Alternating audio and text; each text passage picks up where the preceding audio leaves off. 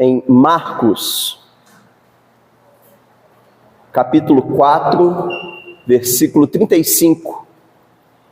Eu desejo ler com os irmãos a partir do versículo 35 até o versículo 41. Marcos, capítulo 4, a partir do versículo 35 até o versículo 41, para a nossa meditação na boa palavra de Deus. Leia e ouça a palavra de Deus com bastante atenção, porque assim ela nos diz, Marcos 4, 35. Naquele dia, sendo já tarde, disse-lhes Jesus,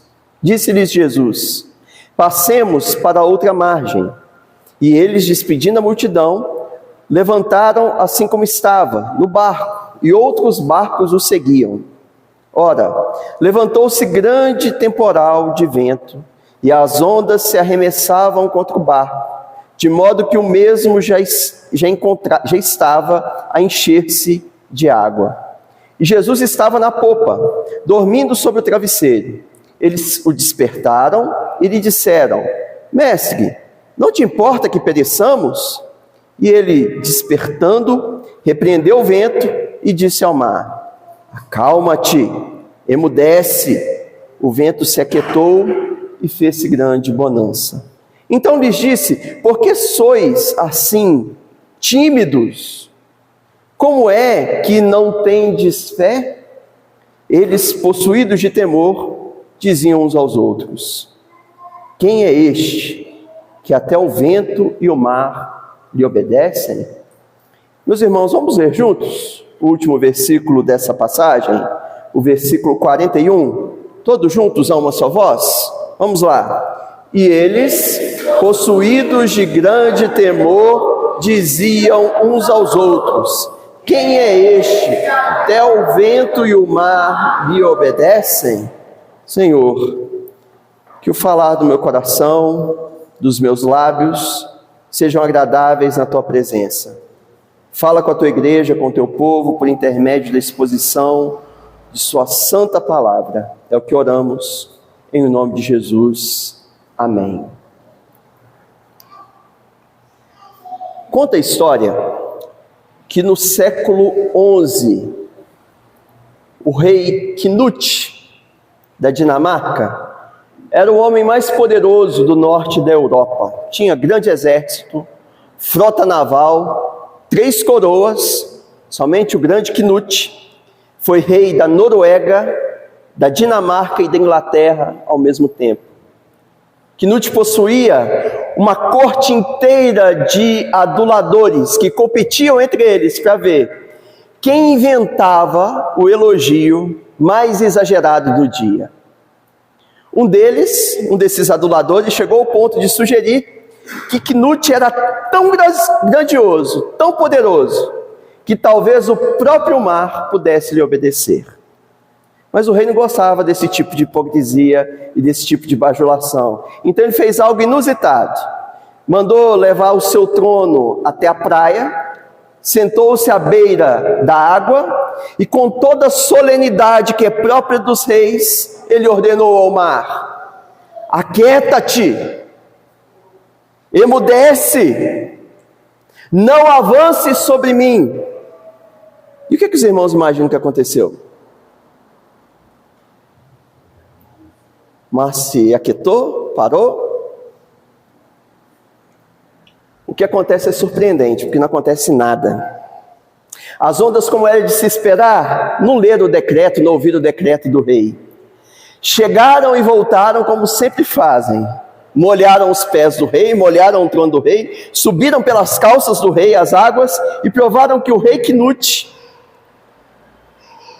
aquilo que ele gostaria que todo mundo soubesse: nenhum rei humano, apesar de toda a sua pompa, de todo o seu poder, de toda a sua coroa, tem poder sobre o mar.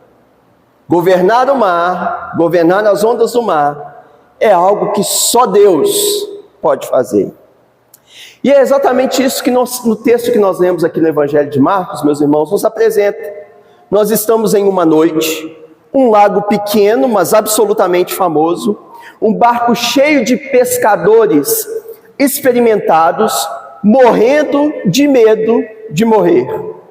E um homem dormindo numa almofada na polpa do barco, um homem que parece totalmente alheio ao caos.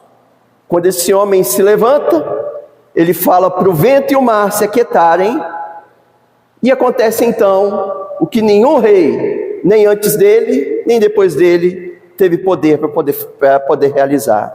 Nenhum profeta, nenhum pescador, nenhum cientista conseguiu fazer. Ele conseguiu de fato fazer cessar as ondas e o mar. E a pergunta que os seus discípulos que viram todo esse evento fazem é maravilhosa, porque eles falam, afinal, quem é esse? E essa questão de quem é esse que até o vento e o mar lhe obedecem, é a grande questão do coração o coração humano, quando ele se depara com uma realidade que ultrapassa tudo aquilo que diante de si ele considera como impossível. Quem é esse? Essa é uma das grandes perguntas que nós encontramos aqui, meus irmãos, no Evangelho de Marcos. E é a pergunta que o texto bíblico coloca diante de nós. Quem é esse? Então te convido a atravessar esse texto junto comigo em 3 movimentos, para que a gente possa perceber o Senhor Jesus conduzindo os seus discípulos segundo a sua soberana vontade, a tempestade expondo toda a incredulidade que mora dentro de cada um de nós, e como que a autoridade do nosso Senhor e Salvador Jesus Cristo, aquele que governa sobre o vento, o mar, sobre as ondas e sobre o caos, como que essa autoridade de Jesus revela quem de fato Ele é. São 3 movimentos do texto. O primeiro movimento nós encontramos, você de Bíblia aberta, você terá condições de acompanhar, a iniciativa do nosso Senhor e Salvador Jesus Cristo. Está nos versículos 35 e 36. Para a gente entender o que está se passando em meio a essa tempestade, nós precisamos perceber o que aconteceu antes dela. O Senhor Jesus havia passado o dia inteiro ensinando a palavra de Deus à beira do mar da Galileia, sentado em uma embarcação, enquanto as pessoas ficavam na praia. Consegue imaginar a cena? Contou parábolas, como a parábola do semeador, a parábola da semente que cresce sozinha, a parábola do grão de mostarda, histórias que falam para a gente sobre o reino de Deus, o reino que cresce discretamente, de forma que muitas pessoas não percebem, mas com uma força que carrega consigo, que nada no mundo consegue deter. Jesus passa o dia inteiro ensinando, e quando a multidão vai embora, Jesus chama os seus discípulos à parte, explica tudo para eles, todas essas mensagens, essas parábolas, com maiores detalhes, no mesmo sentido que ele faria tantas vezes nos evangelhos, e então sem nenhum tipo de aviso prévio, sem nenhuma agenda pré-estabelecida aos olhos dos discípulos, sem a melhor consulta prévia àqueles que estavam andando com eles, Jesus simplesmente lhes diz: vamos passar para outra parte. Isso em bom português nós vamos lá para o outro lado do lago. Simples assim, sem explicar o destino, sem se atentar para o que o clima-tempo estivesse dizendo, sem uma previsão do tempo para poder falar, para poder trazer diante dos seus discípulos. Jesus simplesmente diz: nós vamos passar para outra margem. O mestre conduz, e o que os discípulos fazem? Eles seguem o seu mestre.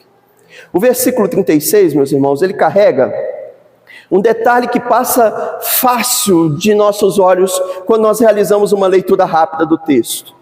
Porque veja só, a palavra do Senhor nos diz que levaram Jesus assim como ele estava, no barco. É o tipo de precisão concreta que a gente tem aqui nessa passagem, que é a marca de quem estava lá. Os estudiosos identificaram aqui nessa ideia, quase certamente, a memória de Pedro, que possivelmente foi aquele que comunicou a Marcos os eventos relacionados ao Evangelho. Jesus estava no barco, de onde havia ensinado o dia todo, e foi naquele mesmo barco, sem sequer desembarcar para se despedir da multidão, que a travessia começou.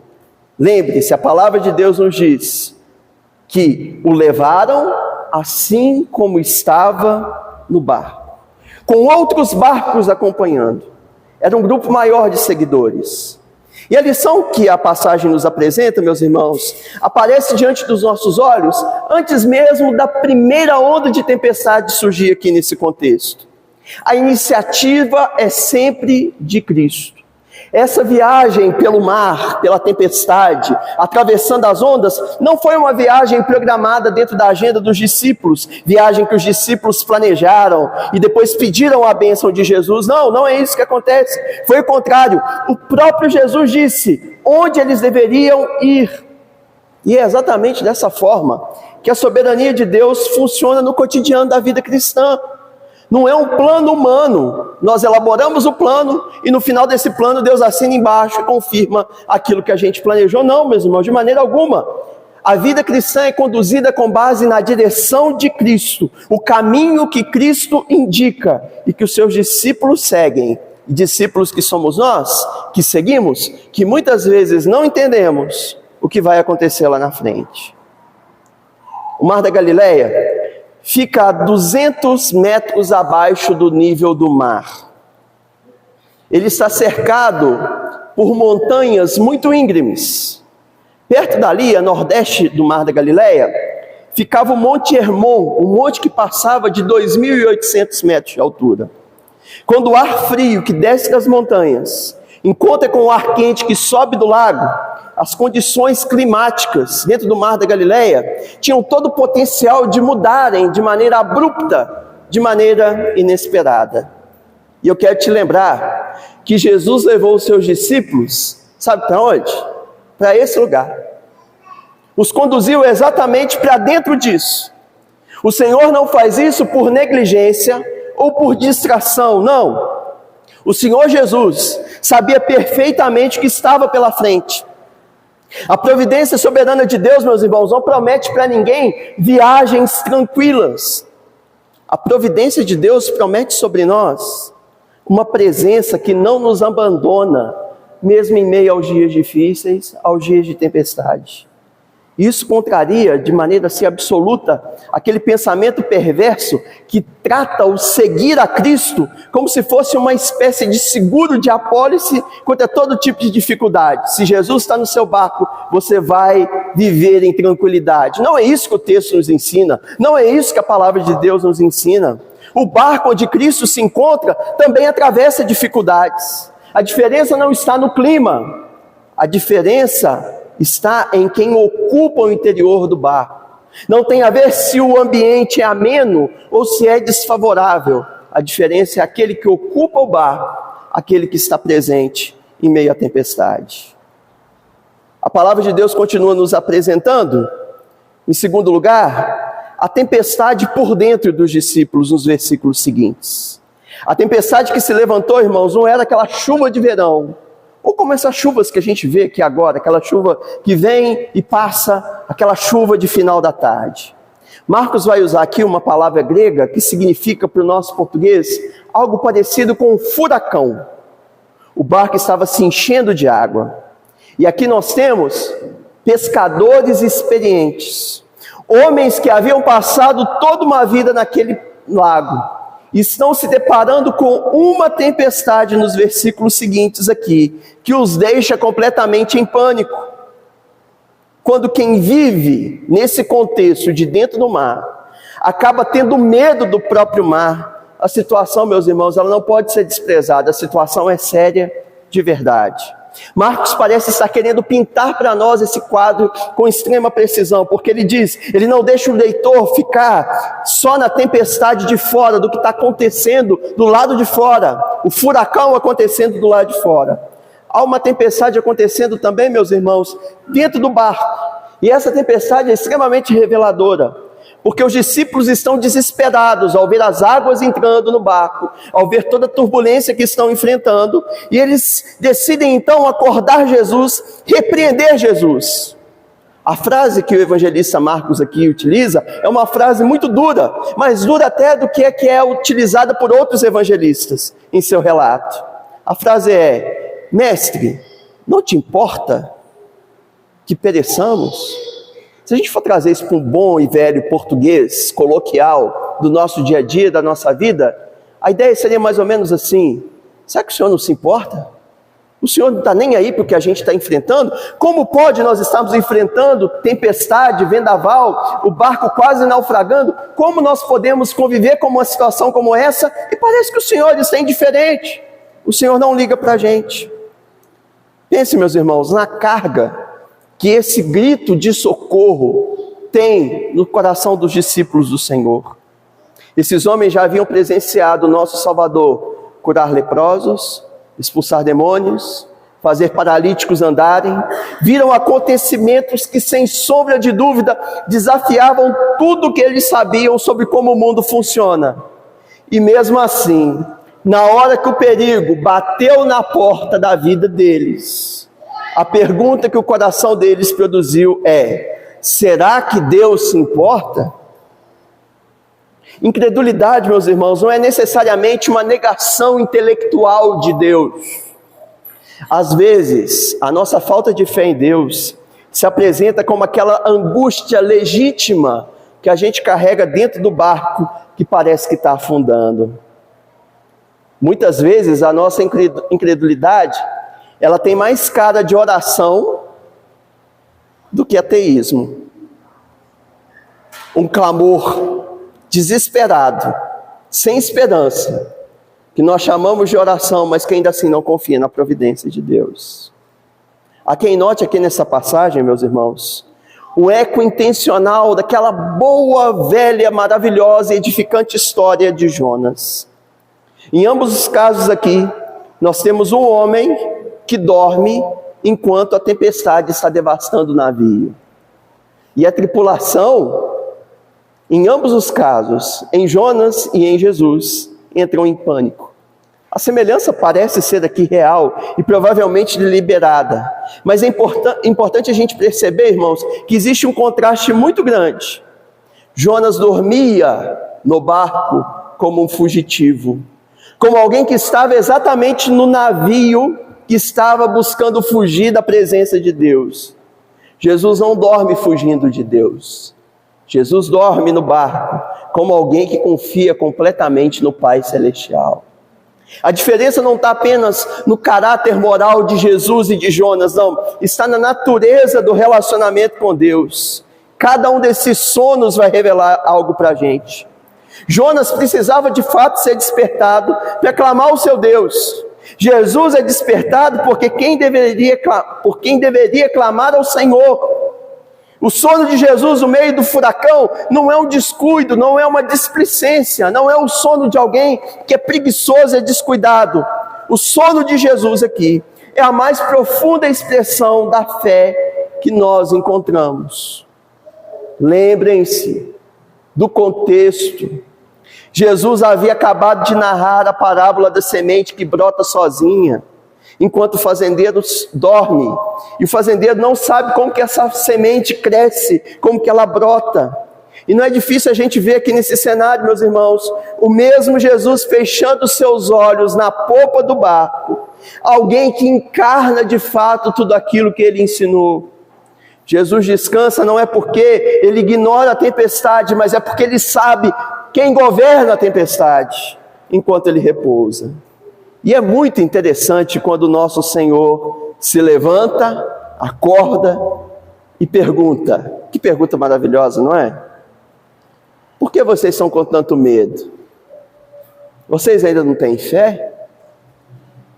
Jesus não está simplesmente reprovando a ignorância dos seus discípulos, meus irmãos. A palavra que é trazida aqui com a ideia de medo nesse versículo tem um sentido de covardia. A ideia é mais ou menos essa. Por que vocês são tão covardes? Por que vocês perderam a coragem? Por que o medo paralisou vocês? Distorceu a realidade que vocês estão enfrentando? Jesus não está censurando aqui os discípulos por não saberem quem ele era de fato. Eles só entenderiam mais tarde isso, após a cruz e após a ressurreição. Mas Jesus precisa repreendê-los, precisa censurá-los, porque o medo transformou toda aquela crise em um pretexto para acusação. E a acusação é qual? O Senhor não se importa? O Senhor não está nem aí? O Senhor não está nem ligando? A ameaça que os discípulos têm, irmãos, em relação à vida e à crença no Senhor Jesus, não vem de uma falta de conhecimento teológico, doutrinário, abstrato. Vem do terror que acabou sufocando e fazendo com que eles abrissem os lábios, não confiando na providência de Deus. Mas a palavra de Deus vai nos dizer, no versículo 39, a partir do versículo 39, até o versículo 41, que quando o Senhor Jesus se levanta e fala, acontece algo maravilhoso. Marcos parece estar escolhendo aqui, irmãos, as palavras com extremo cuidado. Ele diz que Jesus repreendeu o vento. Será que isso não soa assim um pouco estranho aos nossos olhos? Será que o vento tem pessoalidade para ser repreendido? A palavra que é usada por Marcos aqui, na ideia de repreendeu, aparece 2 vezes nesse mesmo evangelho, outras 2 vezes no mesmo evangelho. E nos 2 casos descreve a repreensão de espíritos malignos. E vale notar que esse mesmo vocabulário vai aparecer lá no Antigo Testamento, aplicado diretamente na criação. Deus repreende o mar, Isaías, Naum, Salmos falam para a gente sobre isso. O Senhor repreende o mar no exercício da sua soberania sobre toda a natureza, sem qualquer tipo de conotação demoníaca necessariamente. Marcos parece estar fazendo eco a essa tradição lá do Antigo Testamento, mais do que sugerir que está tendo um demônio no meio da tempestade. Não parece ser isso que Marcos está repreendendo. O que está em jogo aqui, meus irmãos, é a soberania de Cristo, a soberania do Senhor, e não necessariamente um exorcismo. E a ordem que é dada ao mar pelo Senhor Jesus aqui também não é comum.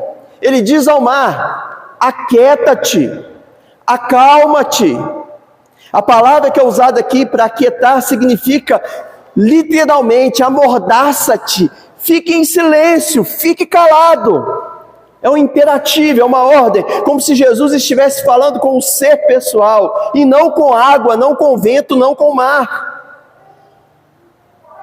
A condição que Jesus está exigindo aqui em suas palavras, meus irmãos, é maravilhosa. É como se Jesus estivesse dizendo assim: mar, cala-te, aquieta-te, fique calado, permaneça calado. Desde o Antigo Testamento, a ideia de ventos e ondas e águas frequentemente vão representar a ideia de forças que são hostis ao plano de Deus. Mas apesar de toda hostilidade ao plano de Deus, essas ondas, esse mar, essas águas, estão debaixo do governo providencial do Senhor. Seja qual for, irmãos, o pano de fundo exato dessa linguagem, o que Marcos está comunicando aqui para nós de maneira inequívoca é: Jesus exerce sobre a criação uma autoridade que, segundo a palavra de Deus, uma autoridade que pertence exclusivamente ao Senhor. Mas o ponto alto do texto, meus irmãos, não é essa linguagem de repreensão, cala-te, aquieta-te. É o que a autoridade de Jesus revela sobre o mar. Quem Jesus é. Nenhum profeta, nenhum rei, nenhuma figura do Novo Testamento jamais fizeram o que Jesus consegue fazer por intermédio da palavra. E olha que a Bíblia é cheia de milagres, vocês já viram isso? Elias orou, chamou o fogo do céu por oração, desceu o fogo do céu. Moisés, pelo poder do Senhor, dividiu o mar vermelho por oração com uma vara. O poder de Deus agindo através da vida de Moisés, e os milagres aconteceram. Moisés, Elias e tantos outros personagens são instrumentos nas mãos de Deus. Jesus aqui não ora, meus irmãos. Jesus aqui não usa nenhum instrumento. Jesus simplesmente fala. E quando ele fala, o mar obedece na hora. Não gradualmente. Eu não sei se vocês conseguem imaginar essa ideia. Não é que a tempestade diminuiu a sua intensidade. Conseguem perceber isso? Não é que a tempestade ficou sem força e foi diminuindo pouco a pouco, gradativamente, as suas investidas sobre o barco. A verdade é que a tempestade parou, cessou, na mesma hora. não em dias seguintes, não gradualmente. O vento parou e houve completa bonança. A palavra que é usada aqui, meus irmãos, significa calmaria absoluta. É isso que acontece nessa passagem. A criação obedece à ordem do Senhor Jesus, porque ela não pode fazer nada mais diante da ordem do seu Criador. Marcos está dizendo para nós em uma linguagem narrativa o que o evangelista João diz mais tarde em linguagem teológica, que todas as coisas foram feitas por ele, e sem ele nada do que foi feito se fez. O vento parou não é porque Jesus é um homem impressionante, é porque Jesus é o Verbo de Deus, é o Filho de Deus, o Verbo que se fez carne e habitou entre nós. O vento parou porque é por Jesus, o Verbo de Deus, é por Ele mesmo que o próprio vento existe. Depois da tempestade acalmar, Marcos diz que os seus discípulos ficaram, olha o que a palavra de Deus diz, possuídos de grande temor. Dependendo da versão que você tiver, vai dizer algo mais ou menos assim: aterrorizados com grande temor. Terror depois de um milagre? Parece que esse terror que os discípulos têm depois do milagre é maior do que o terror que eles experimentaram na própria tempestade. Eles conseguem lidar melhor com a possibilidade de morrerem afogados do que com a presença do próprio Deus encarnado dentro do barco. E eles estão possuídos de grande temor. E é desse lugar de espanto, meus irmãos, esse lugar de grande temor, que nasce a pergunta. Qual é a pergunta?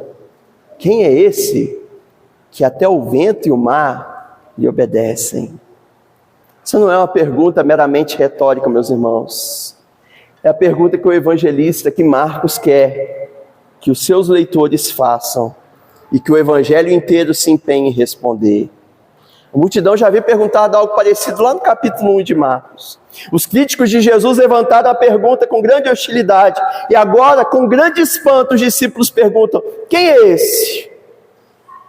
O que muda aqui, meus irmãos, é que os interlocutores dessa pergunta querem uma resposta. Aqueles que estão envolvidos nessa pergunta querem uma resposta. Jesus mostra aqui então o seu poder sobre o caos. E ele revela de si mesmo que ele tem esse poder, ele tem essa autoridade para poder salvar também aqueles que estão no barco com eles. E cá entre nós, seria muito simples a gente encerrar aqui essa mensagem trazendo um conselho absolutamente genérico do tipo: como que essa escritura se cumpre nas nossas vidas? E eu dissesse assim para os irmãos: irmãos, o que a passagem está mostrando para nós é o seguinte: confie mais em Jesus quando vier a tempestade. Não seria mentira? Mas é fácil a gente sair, meus irmãos, aqui, impressionados com o Senhor Jesus, mas chegar em casa com o mesmo peso carregado no nosso coração, no nosso peito. A questão não é de apenas nós admirarmos quem é Jesus, ou de buscar uma aplicação superficial da palavra dizendo: você deve confiar mais em Jesus. A questão que atravessa a nossa alma, meus queridos irmãos, é saber o que isso tem a ver com a nossa própria vida. E eu quero aplicar essa palavra em algumas direções para os nossos corações. Em primeiro lugar, eu quero convidar você a confiar na soberania de Cristo, que conduz a sua vida sem pedir nenhuma permissão a você. Soberania de Deus, meus irmãos, não é uma doutrina simplesmente para a gente guardar lá naqueles livros pesados e grandes, aqueles livros que ficam assim em pé na prateleira, de tão grandes que são, de teologia. Soberania de Deus, meus irmãos, precisa ser trazida para o nosso chão da vida, para a nossa vida prática. E sabe quanto que a gente precisa confiar na soberania de Deus? É quando a gente recebe aquele diagnóstico que a gente não pediu, que a gente não esperava. Quando o emprego acaba sem nenhum tipo de aviso. Quando o casamento entra numa crise que você não sabe nem nomear, não sabe nem como dizer, como tratar o que vocês estão enfrentando. Há uma forma de sofrimento, meus irmãos, que esse texto aqui toca as nossas vidas de maneira muito pessoal, de maneira muito íntima. e que muita gente, inclusive frequentando as nossas igrejas, não consegue descrever direito. É aquela ansiedade, e aqui eu quero dizer da ansiedade do ponto de vista pecaminoso mesmo, que não tem uma causa única. Por que você anda ansioso? Por que você anda preocupado? Talvez alguns dos irmãos, ao ouvirem isso, vão ter uma maneira de nomear por que andam ansiosos. Olha, eu estou ansioso por conta de uma decisão, estou ansioso por causa de uma questão do meu casamento, por causa do emprego, por causa de uma questão pessoal, tratamento de filhos, cuidado de filhos.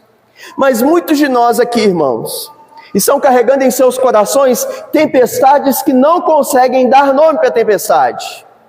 Eu não sei o que me deixa preocupado, porque são tantas coisas, são tantas ondas que surgem, que eu não sei sequer nomear o que eu estou enfrentando.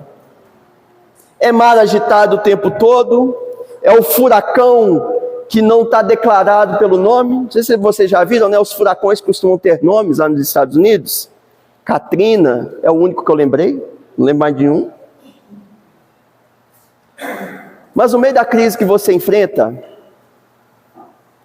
talvez você possa apontar e dizer: eu estou sofrendo por causa disso.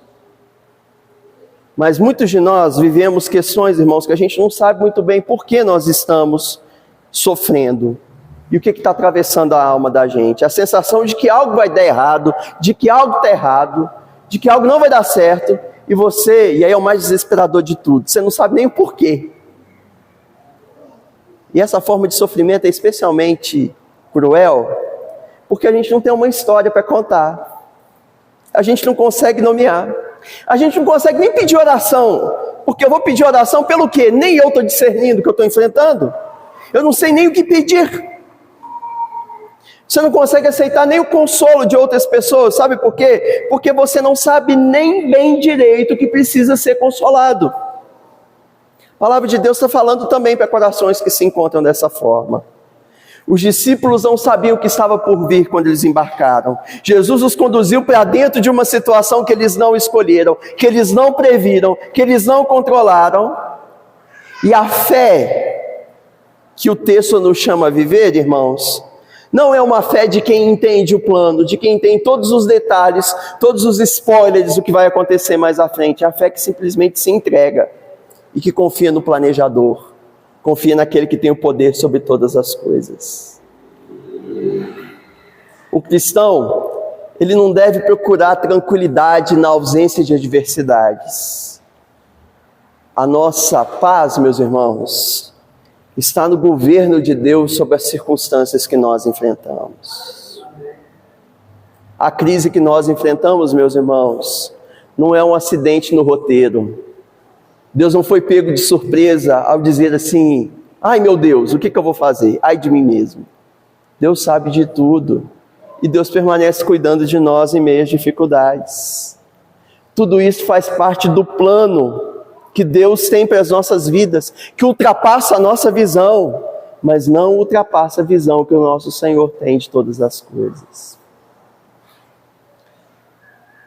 Segundo lugar, uma segunda direção para as nossas vidas tem a ver com a incredulidade que nós andamos muitas vezes escondendo. Os discípulos fizeram algo que muitos cristãos evitam.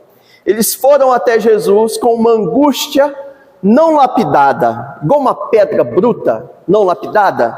Chegaram diante de Jesus e levaram a angústia no seu estado original. Disseram as palavras abertamente: Senhor, não te importa que morramos? Que nota você daria para essa oração, meu irmão? O que você diria para essa oração? Alguém chegar diante do Deus de todo o universo, do Senhor de todo o universo, e dizendo assim para ele: Senhor, o Senhor não se importa que a gente vai morrer? Não é uma oração bem formulada. É um grito de gente que está com medo, mas que ainda em meio ao medo, esses discípulos sabem a quem devem recorrer, para quem devem gritar. E Jesus não os abandonou porque eles não tinham as palavras corretas. Ele acalma a tempestade e depois os instrui e os corrige. E a ordem importa, meus irmãos. O cuidado do Senhor sobre as nossas vidas vem antes do ensino.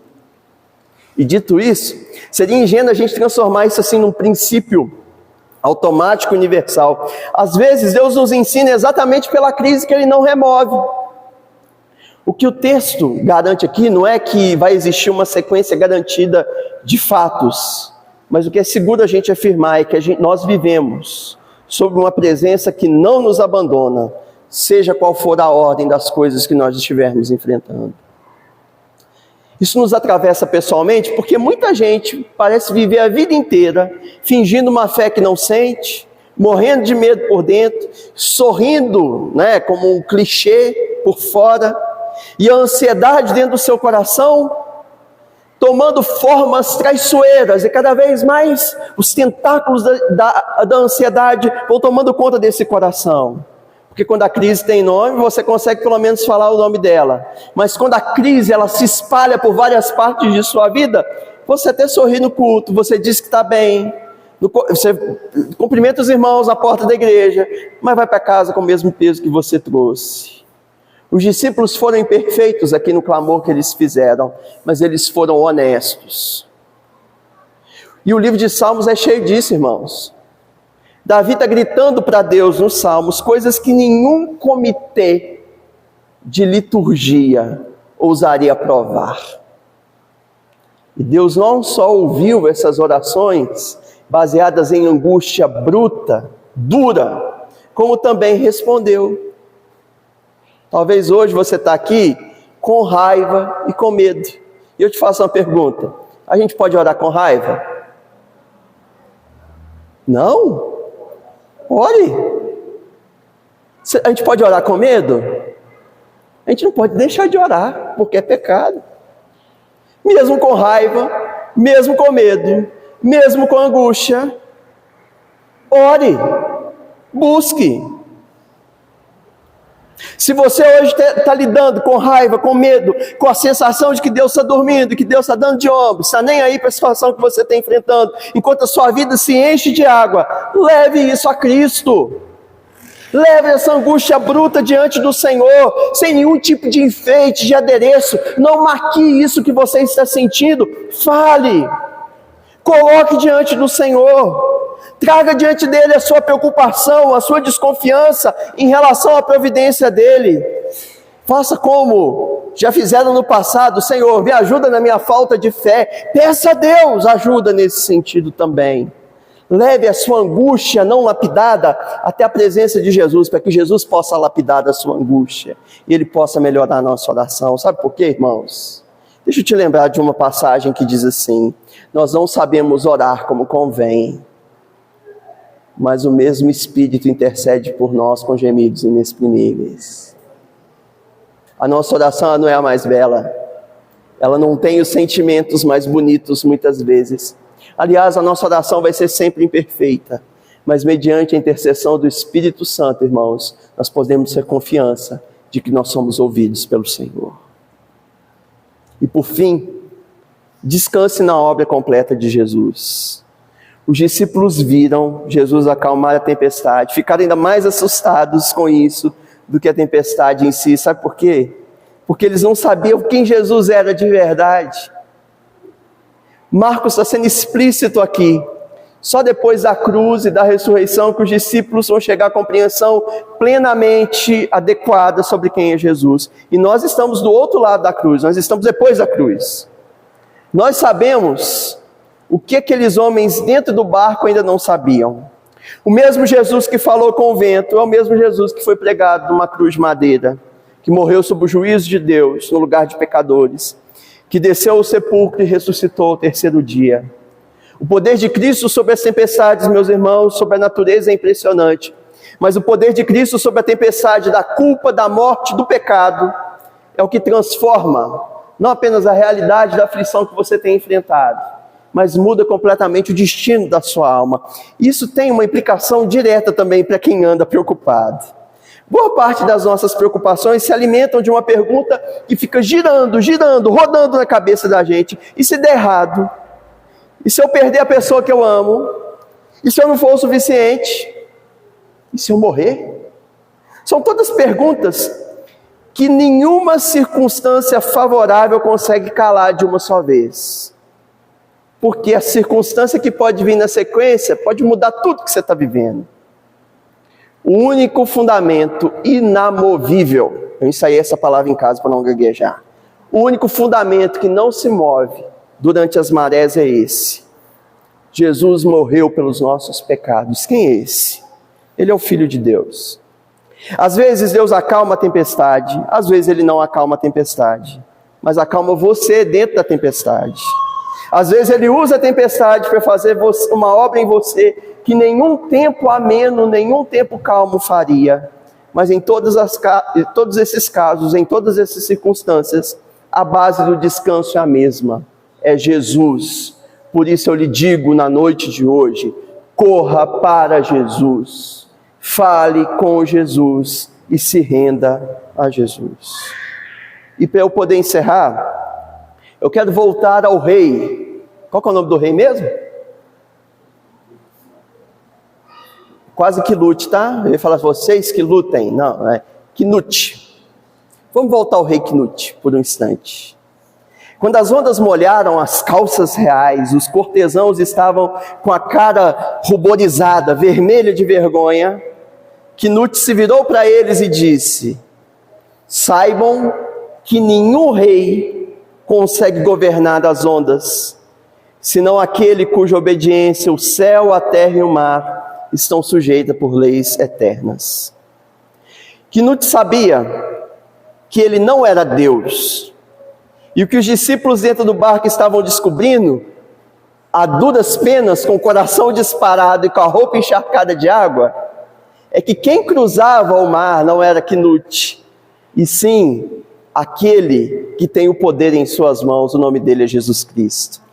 A pergunta: quem é esse? Quem é esse que aqueles homens fizeram aquela noite, meus irmãos? É a mesma que a palavra de Deus coloca aqui diante de nós. É a resposta que o Evangelho vai construir diante dos nossos olhos e que a cruz confirma, que a ressurreição sela, é de que quem é esse que o vento e o mar lhe obedecem? É o Filho de Deus, o Filho do Deus vivo. É o Senhor de tudo. É aquele pelo qual o mar foi criado, que por amor entrou no barco, junto com uma turma de discípulos que mais tarde viveriam assustados. Jesus está no barco. Jesus não dorme por indiferença. Ele repousa porque sabe quem governa o mar. E se o mar subir, se as ondas se levantarem, clame por Jesus. Ele irá te ouvir. Descanse nisso. Não porque sua crise é figurativa, não, a sua crise é real, mas o Senhor que governa a crise ainda é mais real, e Ele permanece no trono, e Ele permanece abençoando o seu povo para todo sempre. Amém e amém.